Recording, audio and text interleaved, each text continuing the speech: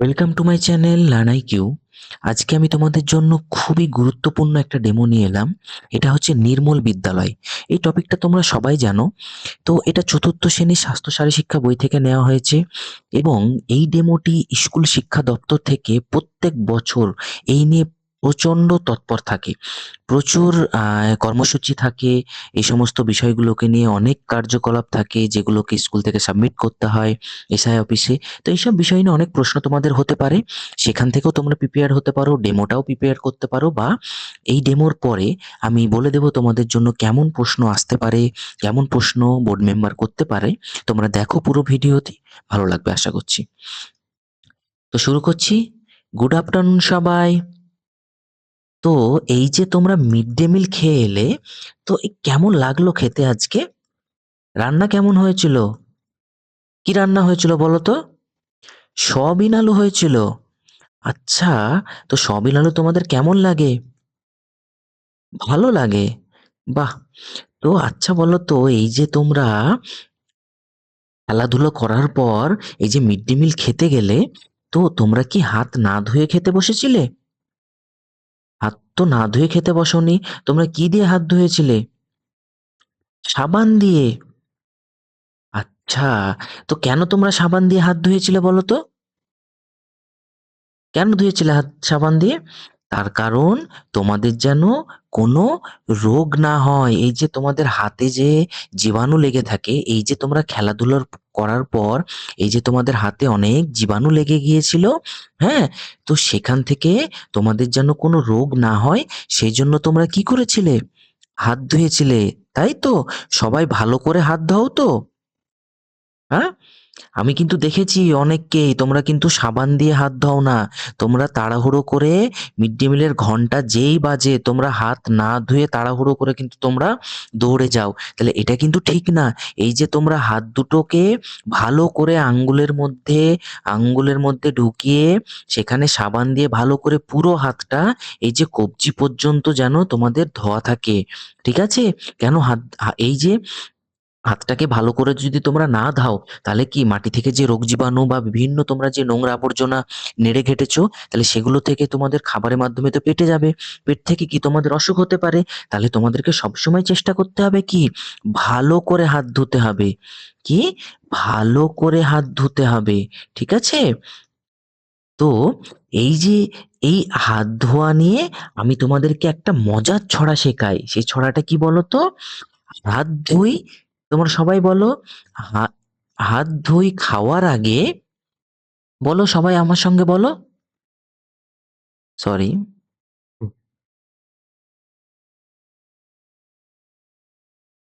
হাত ধুই খাওয়ার আগে, রোগ বালাই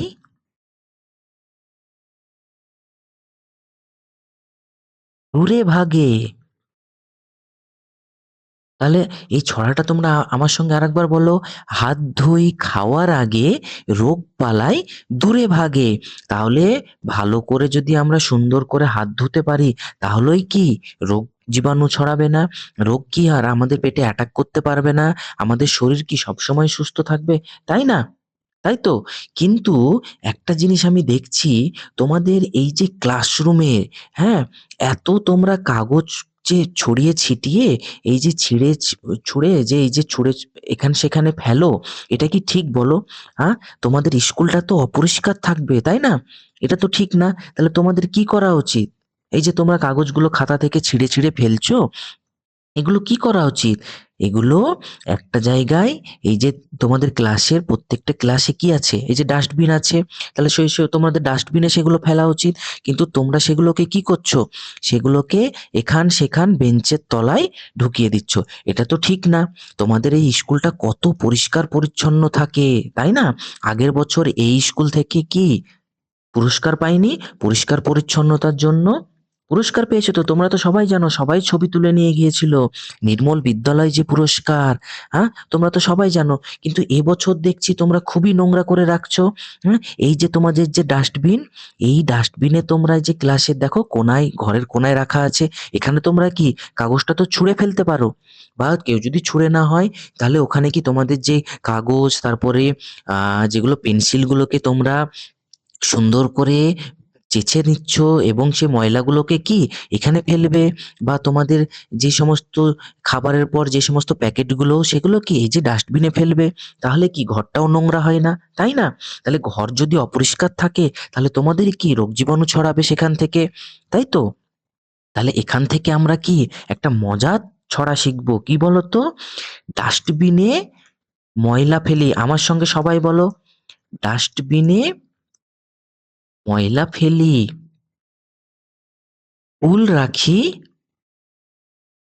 রোজ ডেলি, স্কুল রাখি রোজ ডেলি। ডেলি মানে কি? রোজ, প্রতিদিন। স্কুল রাখি রোজ ডেলি। পরিষ্কার মন,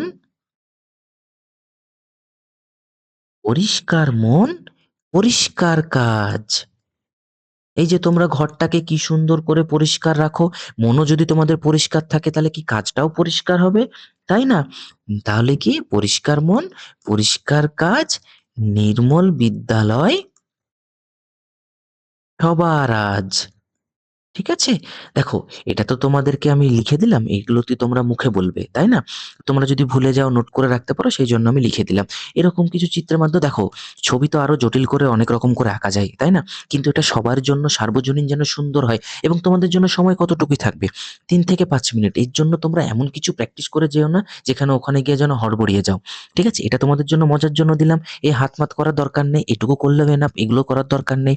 এখানে হাত তোমাদের এরকম একটা ট্যাপ, সহজে ট্যাপ করাই যায়। এরকম করেও তোমরা সহজে ট্যাপ করতে পারো। কোনো বিষয় নাই। এই তো ট্যাপ করতে পারো। এটাই যে করতে হবে এই বিষয় নাই। দেখো, সহজ করে উপস্থাপন করবে সাবলীলভাবে, এটাই তোমাদের জন্য কিন্তু ভালো হবে। তো এরপরে তোমাদের কিন্তু বেসিক অনেকগুলো কোয়েশ্চেন তোমাদেরকে বোর্ড মেম্বার করতে পারে। হ্যাঁ? যে এই নির্মল বিদ্যালয়ে যে তুমি পড়ালে, সেখান থেকে তোমাদের প্রশ্ন করতে পারে। সেগুলো কিরকম হতে পারে একটু তোমাদেরকে সেটা ধারণা দিই। দেখো, মিড ডে মিল যখন বললে, তাহলে সেক্ষেত্রে মিড ডে মিল নিয়ে প্রশ্ন করতে পারে। করাটাও স্বাভাবিক। তাই না? কবে চালু হয়েছিল? কি উদ্দেশ্য? কি না ব্যাপার? এই সমস্ত। তারপরে হচ্ছে নির্মল বিদ্যালয় বলতে কি বোঝো? নির্মল মানে কি? নির্মল মানে হচ্ছে বিশুদ্ধ। এটা তোমরা পড়াতেও পারো এভাবে। এখানে যদি তোমার সময় থাকে এই ছবি-টবি আঁকার পর, বোঝানোর পর এগুলো কি তোমরা এবার ভেঙে পড়াবে। নির্মল বিদ্যালয় বলতে কি বোঝো? নির্মল মানে কি? বিশুদ্ধ, পবিত্র, হ্যাঁ? এবং কি পরিষ্কার, এটাই বোঝানো হয়। তাই নির্মল বিদ্যালয়, হ্যাঁ? এবং নির্মল বিদ্যালয় সপ্তাহ বলতে তোমরা কি বোঝো? এটাও তোমাদেরকে প্রশ্ন করতে পারে। আর নির্মল বিদ্যালয় কবে থেকে চালু হয়েছিল? কবে থেকে? এই যে দেখো, নির্মল বিদ্যালয় মমতা, আমাদের যে মাননীয় মুখ্যমন্ত্রী, হ্যাঁ, মমতা বন্দ্যোপাধ্যায়, ইনি 2012-13 থেকে চালু করেন। এই যে 2012-13 সময়ে 19শে নভেম্বর, 19শে নভেম্বর ছিল শৌচাগার দিবস। ঠিক আছে? বিশ্ব শৌচাগার দিবস ছিল। হ্যাঁ? তো বিশ্ব শৌচাগার দিবসে এই নির্মল বিদ্যালয় প্রকল্পটা চালু করা হয়, এবং এই নির্মল বিদ্যালয় সপ্তাহটা কিন্তু 2014 সালে চালু করা হয়, এবং এটা নিয়ে প্রত্যেক বছর তৎপর, এটা খুবই ইম্পোর্টেন্ট। হ্যাঁ? প্রত্যেক বছর স্কুল, আ উম আ স এডুকেশন ডিপার্টমেন্ট থেকে, সাব ইন্সপেক্টর অফ স্কুল থেকে, এসআই থেকে প্রত্যেক বছর এই নিয়ে প্রচুর টাস্ক দেওয়া হয়, এবং গ্রুপে জিআই ট্যাগ দিয়ে ছবি আপলোড করতে বলা হয়, এবং সেখান থেকে কিন্তু নির্মল বিদ্যালয় পুরস্কারও দেওয়া হয় স্কুলকে। ঠিক আছে? তো এটা কিন্তু খুবই একটা ইম্পোর্টেন্ট বিষয়, এবং প্রত্যেক বছর এই যে নির্মল বিদ্যালয়টা, মনে রেখো, 26 থেকে 31শে আগস্ট, যদি সবকিছু ঠিকঠাক থাকে, ভোট বা অন্যান্য কোনো ইমার্জেন্সি সিচুয়েশন না থাকে, তাহলে 26 থেকে 31শে আগস্টের মধ্যে এই নির্মল বিদ্যালয় সপ্তাহ কিন্তু পালন করা হয়। দেখো, এগুলো বেসিক জিনিস তোমরা মনে রাখতে পারো। এরপরে তোমাদের যখন সময়টা কম, নির্মল বিদ্যালয়ে তো আরো কিছু প্রকল্প আছে। যেমন কি শৌচাগার, শৌচাগারে কি পরিষ্কার পরিচ্ছন্ন রাখা, শৌচাগারে মানে মানে সুন্দরভাবে জল দেওয়া, শৌচাগার কমপ্লিট করার পর বাথরুম থেকে আসার সময় ভালোভাবে হাত ধোয়া, ঠিক আছে? সুন্দরভাবে জল দিয়ে বেরিয়ে আসা বাথরুম থেকে। এই সমস্ত জিনিসগুলো তোমরা যদি সময় পাও, এগুলোও কিন্তু ইনক্লুড করবে। ঠিক আছে? এটা তোমাদের জন্য ধারণা দেওয়া। এই সমস্ত জিনিসগুলো তোমরা রীতিমতো নোট করে সেগুলোকে সুন্দর করে আরো ভালোভাবে উপস্থাপন করতে পারবে। ঠিক, আমি আশা করি তোমাদের ভিডিওটি ভালো লেগেছে। যদি ভালো লাগে অবশ্যই একটি লাইক করো এবং যারা নতুন আছো তারা সাবস্ক্রাইব করে পাশে থেকো। দেখা হচ্ছে তোমাদের জন্য নেক্সট ভিডিওতে। Thank you.